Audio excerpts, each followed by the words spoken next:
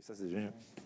Il a raison, c'était juste avant que vous soyez présents sur ce plateau. Soyez les bienvenus, celui d'Agora Manager Group, avec l'un de ces 5 médias à News Workwell.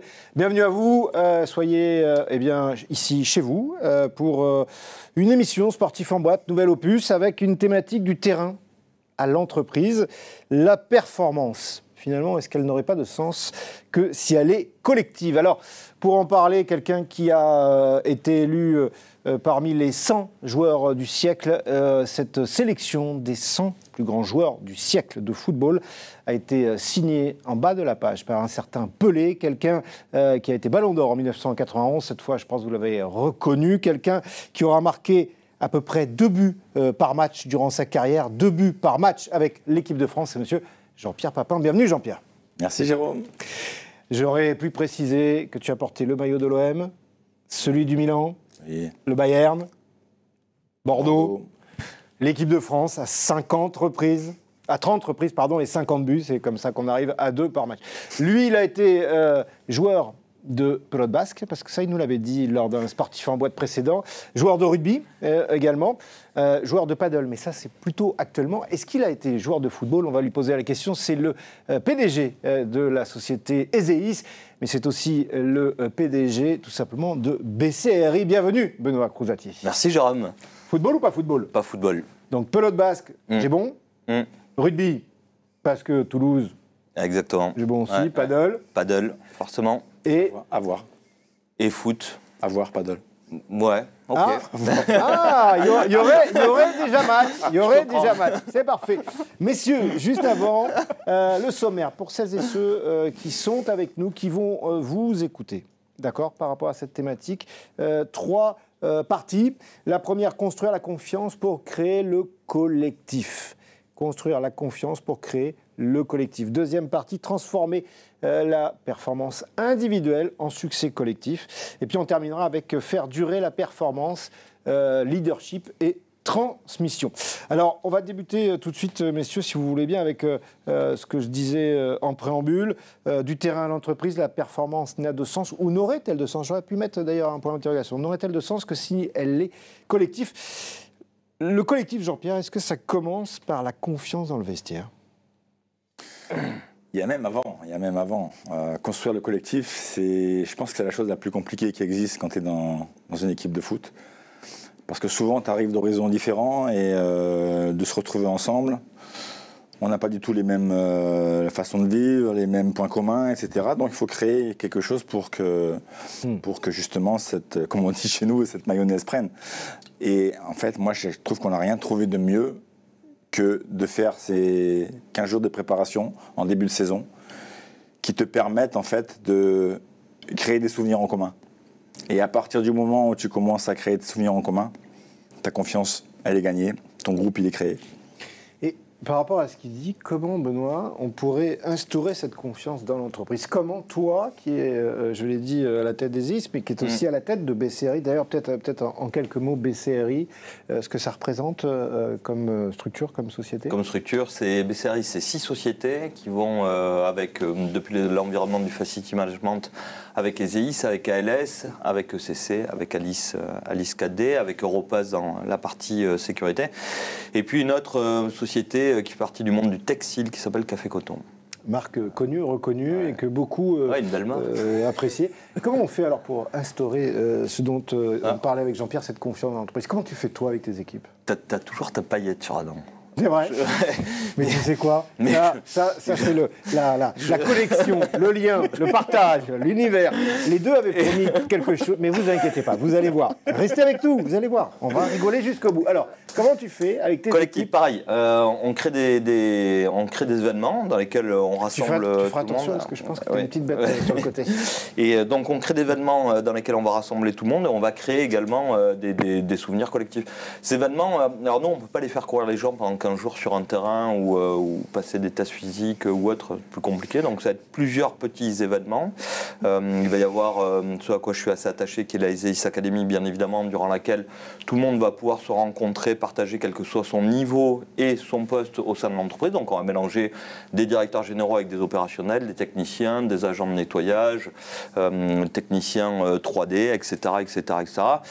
Et puis après, tout ce qu'on va créer autour, ça peut aller depuis les tournois de paddle ou de foot 5 jusqu'à les repas de Noël, etc., etc., etc. On essaie de mixer vraiment l'ensemble des communautés, des postes, différentes personnes pour créer un ADN commun.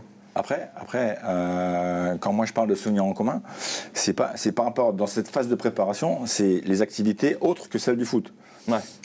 Je voulais juste préciser, parce que je vois que tu es parti sur ce sujet, c'est que nous, on peut faire des encordés en montagne, quand on va à la montagne, on fait du biathlon avec course et tir, on fait acrobranche, on fait acrobranche, on fait stage commando avec l'armée, tout un tas de choses qui fait qu'à un moment, tu as besoin de l'autre en fait. Et quand tu as besoin de l'autre, tu te sers de l'autre, on a gagné. Et quand on dit plus c'est dur, plus ça rapproche les hommes, enfin les hommes avec un grand H. Alors oui et non, ça dépend les caractères en fait, ça dépend les caractères. Il y en a qui se réfugient derrière ça, et il y en a qui explosent et qui n'y arrivent pas. Donc, Si on prend l'exemple entre Marseille, Milan AC, Bayern de Munich, 3 grands clubs des années 90, 2 Bayern de Munich et Milan AC qui sont mythiques bien évidemment, l'OM aussi, mais enfin les 2 autres ont marché sur l'Europe. L'endroit où tu as senti que sans cette confiance, il n'y avait pas de collectif? À l'OM. À l'OM, ouais, à l'OM. En fait, l'année où on est champion, la première fois, c'est en 89. En fait, tout est réuni pour qu'on aille au bout. Et on va au bout qu'à la fin. Parce que l'équipe a eu du mal à se construire. On a eu des bons résultats, puis on a eu des beaucoup moins bien, on a douté. Et puis derrière, il y a eu 2-3 matchs où ça a été compliqué pour nous, mais on s'en est sorti. Et derrière, on a pratiquement plus perdu un match. T'es capitaine à ce moment-là? Ouais. Le capitaine, slash le patron de l'entreprise, c'est aussi le garant, celui qui porte, comme dans un vestiaire, insuffle le positif lorsqu'il y a besoin, réconforte lorsqu'il y a besoin, tape du poing sur la table, j'y reviendrai juste après, Jean-Pierre, là-dessus, réfléchis, aussi. Ah, exactement, c'est exactement la même chose. Et c'est pourquoi quand on recrute, enfin en tout cas moi quand je recrute ou quand les équipes recrutent, c'est presque ce qui est le plus important, ce que je dis toujours, c'est l'état d'esprit. En fait, encore plus important que la compétence, ça va être l'état d'esprit et l'état d'esprit que la personne va apporter au sein de l'entreprise. Tu peux avoir le mec le plus compétent du monde ou la dame, hein, enfin peu importe, sur des fonctions de finance ou même des fonctions très pointues en ingénierie ou des choses comme ça. Si l'état d'esprit n'est pas le bon et qu'il se met ou elle se met en opposition avec le reste des équipes, en fait, tu ne crées que du négatif. Et c'est absolument pas possible. Donc l'état d'esprit est absolument important et le capitaine est le garant de l'état d'esprit, je dirais. C'était arrivé, toi, en tant que capitaine dans un vestiaire, de devoir à un moment donné recadrer en dehors de la présence slash du coach? Alors nous, il y a le capitaine, mais le capitaine, c'est plus entre les joueurs. C'est rare que quand on est capitaine, on intervienne devant le coach, devant le président, etc. Puisque quoi qu'il arrive, ces gens-là, à un moment ou à un autre, quand ça ne va pas, ils descendent, prennent la parole, déjà recadrent pratiquement tout ce qui est à recadrer. Après, le capitaine, c'est plus dans le rôle de l'équipe. Dans l'équipe où on se parle entre nous, sans coach, sans président, sans personne. Et c'est là où, je pense, nous, on règle beaucoup d'histoires, beaucoup de problèmes, on les règle entre nous. Sans besoin du président, sans besoin de l'entraîneur, même si on sait et on a bien écouté et on a bien entendu et on veut surtout que ça marche, donc il faut qu'on change quelque chose. Transformer la performance individuelle, puisque là on était sur ça, en succès collectif, c'est-à-dire capacité de faire en sorte que, eh bien toi quand tu étais le buteur, que ce soit à Marseille, que ce soit au Milan, que ce soit avec l'équipe de France, il y a un moment donné, on comptait sur toi pour débloquer la situation. Alors là, comment on fait pour que la performance individuelle de Jean-Pierre Papin, elle puisse servir au collectif? En fait, je pense qu'on ne se pose jamais la question. On sait qu'on est important parce que on est la finalité, mais dans la finalité, il y a tout ce qui se passe avant. Et sans les autres, la finalité, elle n'y arrive jamais. Donc, effectivement, à partir du moment où la majorité du collectif sait qu'à un moment tel ou tel va débloquer la situation, ça peut, et ça arrive très souvent, que ils tiennent, et parce qu'ils savent à un moment que tu vas débloquer. Et on en parlait tout à l'heure, c'est Eric Dimeco qui le dit très souvent. Ancien latéral de l'Olympique de Marseille et de l'équipe de France notamment. Et il dit très souvent, nous, on savait qu'à un moment, Jean-Pierre, il allait débloquer la situation, donc on tenait. Et c'est ce qui arrivait très souvent. Alors, il y a dans ce qu'il dit aussi peut-être sur le domaine de l'entreprise, la valorisation des talents au service de l'entreprise. Là, en l'occurrence, c'est un talent dans une équipe, au service de l'équipe. Dans une entreprise, par exemple, chez Zeis ou autre, comment on va gérer ces individualités-là, les égos aussi au sein de l'entreprise? Comment on fait? Ouais, les égos sont peut-être un peu moins présents que dans le monde du sport. Il n'y a pas... Il n'y a pas une personne en fait qui va marquer des buts parce que en fait sur un terrain de foot vous êtes 11 avec 2 attaquants, donc on va miser sur eux. Nous on est 1000 avec plein d'attaquants, plein de défenseurs, plein de gardiens. 1000 personnes ouais, c'est 1000 personnes. Avec plein d'attaquants, plein de défenseurs, plein de gens qui font en sorte que l'entreprise fonctionne. On pourrait, si on considère que l'objectif d'une équipe de foot c'est de marquer des buts pour gagner, on peut considérer que l'objectif d'une entreprise c'est de gagner des contrats pour se développer. Voilà. Et d'être la meilleure sur son marché. Voilà. Et je vais juste rajouter un truc, c'est qu'en fait, il ne peut pas y avoir cette performance-là si à un moment, il n'y a pas d'objectif à gagner ensemble. Ouais, parce que je pense que le leitmotiv de tout, c'est à un moment, nous, c'est aller chercher une coupe ou un championnat. Vous, ça allait chercher des contrats, ça allait chercher peut-être encore d'autres choses. Mais s'il n'y a pas cet objectif à visualiser, c'est compliqué de se motiver pour tout ça. Oui, exactement. Et dans une entreprise, en fait, s'il n'y a pas de plaisir à travailler, c'est compliqué de se motiver pour aller chercher tout ça. C'est exactement pareil. Et donc, on a nos commerciaux qui sont les marqueurs, ceux qui vont marquer les buts, c'est-à-dire signer les contrats pour les ramener. Et après, il y a tout le reste des équipes qui doivent fonctionner en confiance avec les commerciaux pour ne pas remettre en question systématiquement ce qu'ils ont fait. Et puis, délivrer une prestation de qualité pour l'ensemble de nos clients. Mais également pour les équipes elles-mêmes. Parce qu'en fait, quand tu as signé un contrat, tu es fier quand la réalisation du contrat se passe bien, que les clients sont contents.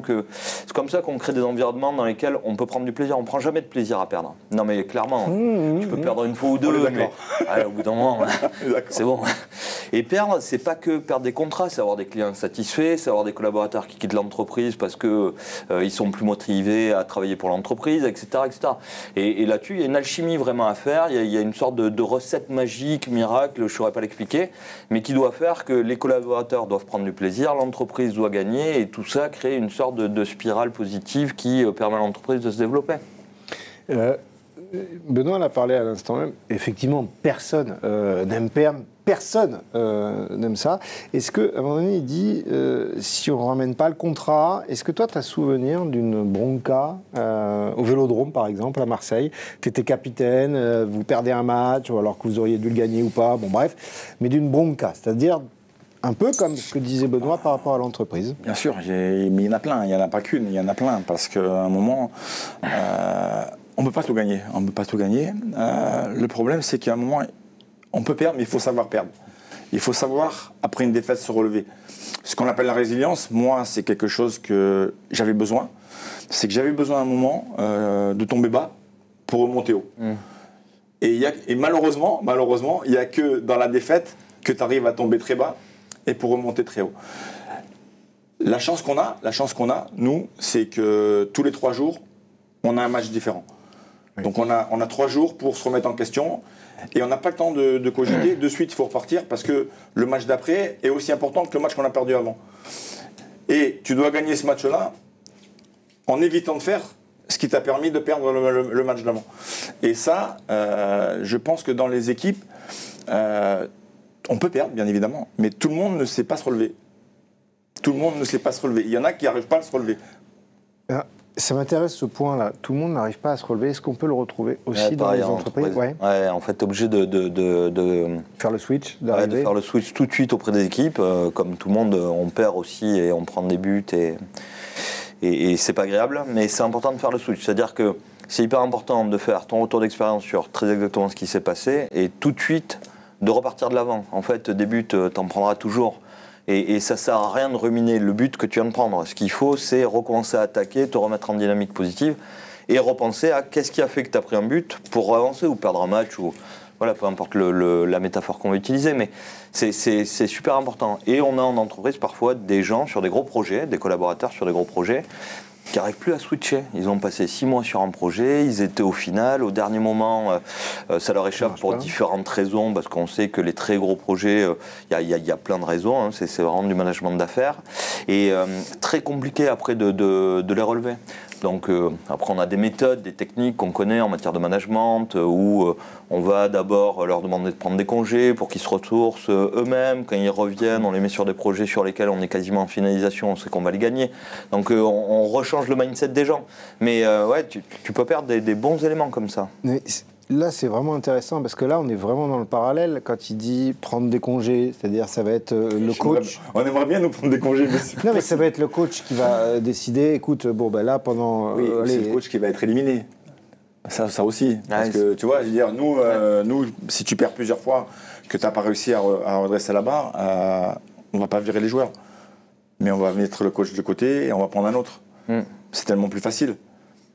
C'est peut-être pas juste, mais c'est plus facile. Et la différence entre avant et maintenant, c'est que maintenant on a tout un tas d'aides. Les datas notamment. Les datas, etc. Les vidéos, etc. qui te font en fait appuyer de suite sur ce qui n'a pas été.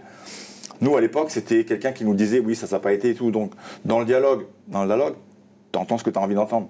Mais à l'image, tu ne peux pas entendre. Tu ne peux pas entendre, tu n'entends pas. Par contre, l'image, tu la vois. Et elle change tout.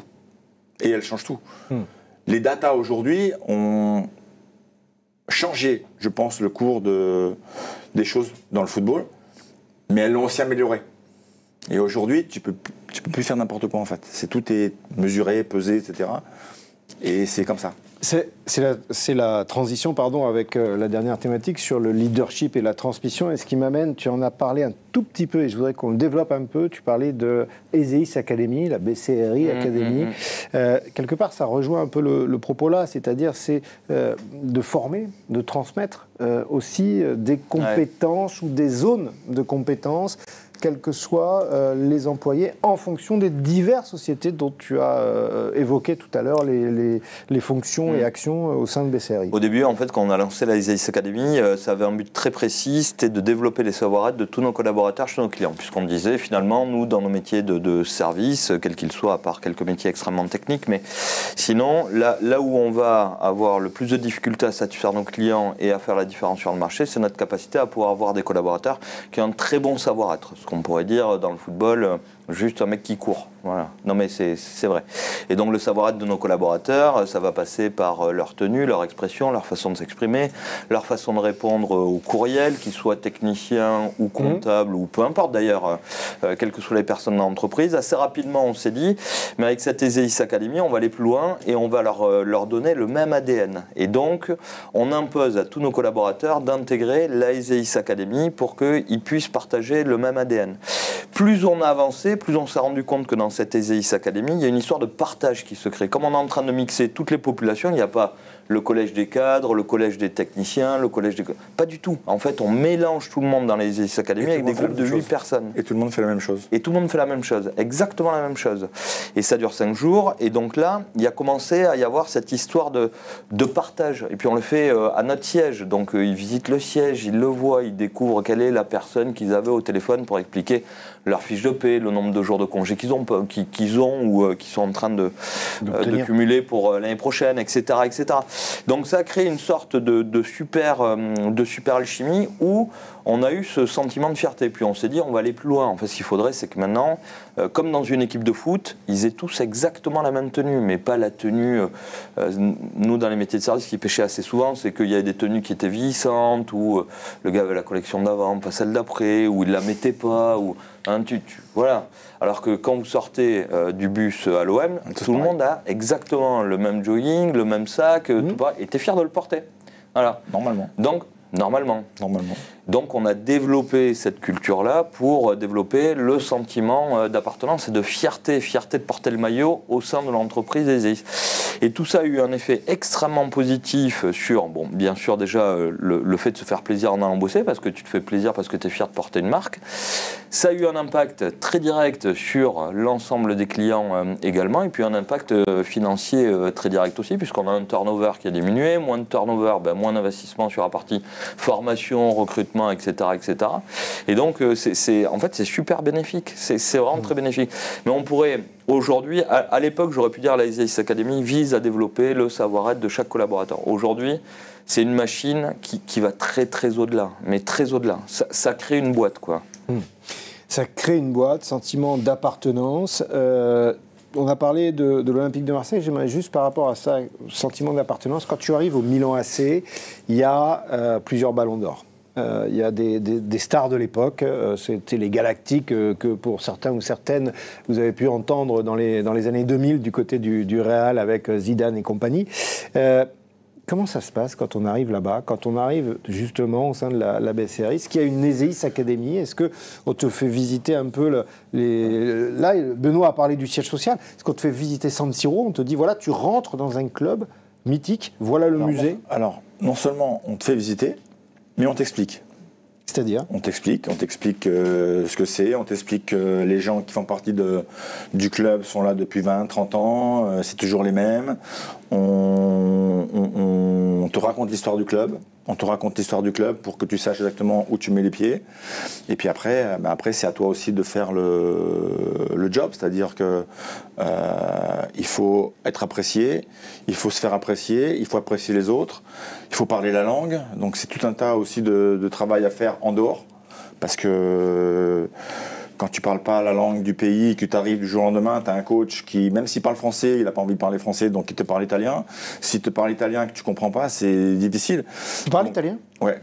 Vas-y, go, feu. Vuoi fare qualcosa con me? Sì, in italiano. Ah, tu sei italiano? Sì. Allora possiamo fare la stessa cosa in italiano. Sì. Tu parles italien? Non, mais... Quand tu étais à Munich, tu as appris l'allemand? Alors, quand j'étais à Munich, je parlais déjà allemand parce que c'était ma première langue quand j'avais été à l'école. Le problème, c'est bien évidemment la langue que tu apprends à l'école et la langue que tu parles, c'est pas tout à fait la même chose. C'est beaucoup plus compliqué. Mais oui, j'ai parlé allemand, j'ai parlé flamand. Quand tu étais en Belgique au début de ta carrière? Je parle anglais, donc voilà, mais c'est des choses qui sont obligatoires parce que c'est aussi des valeurs refuge. C'est-à-dire que quand tu es en difficulté, tu parles jamais la langue dans laquelle tu travailles. C'est que tu trouves toujours une échappatoire pour que quelqu'un essaie de te comprendre sur une autre langue. Alors j'avais moi des gens qui étaient français, j'en avais qui étaient croates, là ça parlait ni anglais ni mais j'avais des copains qui parlaient un petit peu français, qui parlaient anglais, et de temps en temps quand j'étais en difficulté, et eux en fait très adroitement me parlaient italien pour que je revienne de suite dans le moule, quoi. Est-ce que juste on prend ce point-là et important un peu pour finir là-dessus, mais au-delà de la langue, mais est-ce que dans l'entreprise on peut retrouver ça, c'est-à-dire le coéquipier, le collègue que l'on va voir en disant là je suis en difficulté. Heureusement, sinon tu n'as pas de collectif. Oui. Donc oui, tu as plein de collègues. Moi, chaque jour, il y a des collaborateurs qui viennent me voir et qui me disent tu sais, lui en ce moment il est un peu dans le dur, il faudrait que tu lui parles, etc. etc.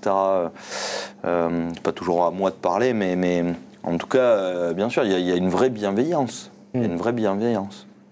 Bienveillance, ça serait presque un peu le mot de la fin, mais avant que vous puissiez conclure, messieurs, est-ce que sur ce mot bienveillance, Jean-Pierre, tu l'as côtoyé, rencontré? Il y a un texte de Victor Hugo auquel je pense là, qui s'appelle Le Mot. D'ailleurs, je vous invite à aller le lire, le mot qui voyage. Et en gros, Victor Hugo explique que voilà, je vais dire un mot qui sort de ma bouche et en fait, il voyage tellement vite, tellement rapidement qu'il arrive très vite et là où il veut arriver, c'est-à-dire te faire du mal parce que le mot que j'ai dit va te blesser. Est-ce que la bienveillance, tu l'as vécu? Non. Non. Non, pas énormément. On est... Ça revient un petit peu dans ce qu'on a parlé au départ de collectif. Tant qu'on est dans le collectif, il y a beaucoup de bienveillance. Mais à partir du moment où on est plus opposant que partenaire, ça devient plus compliqué. Et la bienveillance, il n'y en a plus beaucoup. Pour terminer avec toi, et après je conclurai avec Benoît, quand en 91 tu es Ballon d'Or, donc là tu montes tout en haut. Cette même année, tu perds avec l'Olympique de Marseille, tu es capitaine, la finale de la Coupe d'Europe des clubs champions. Ça s'appelait comme ça, maintenant c'est la Ligue des champions.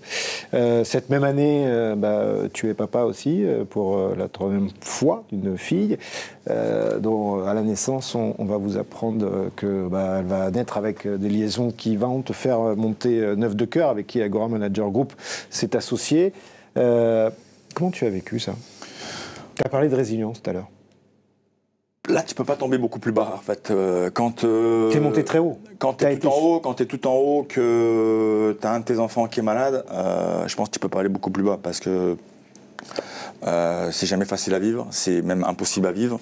Mais on s'en est remis. Il a fallu qu'on cherche pas mal de choses, qu'on cherche des solutions. On a mis du temps à trouver des solutions. Mais j'avais la chance de pouvoir avoir cet échappatoire au football. Mais quand je rentrais à la maison, je retournais dans le dur de suite. Heureusement qu'on venait de se marier avec Florence, on était bien tous les deux. Et puis on s'est battu avec nos armes pour trouver des solutions et pour qu'Émilie aille bien. Elle va bien aujourd'hui et je pense qu'on a réussi notre vie. Et j'ai réussi ma carrière, donc tout va bien finalement. 9 de cœur, c'est l'association qui existe depuis plus de 30 ans maintenant, celle montée par Florence, l'épouse de Jean-Pierre Papin, et Agora Manager Group s'est associé auprès de cette association. Vous retrouverez d'ailleurs sur les sites d'Agora les moyens vous-même de pouvoir accompagner Jean-Pierre. Le mot de la fin avec toi, Benoît, on parlait de bienveillance. Je sais que, et parce qu'au travers des propos que tu nous as livrés, et je t'en remercie encore sur la SDIC Academy, sur la manière, ta vision aussi en tant que patron, de percevoir l'échange avec l'humain. C'est important pour toi que finalement un collaborateur qui passe par une de tes entreprises au sein de la BCRI reparte avec le sentiment d'avoir humainement appris des choses. Super important et c'est une fierté.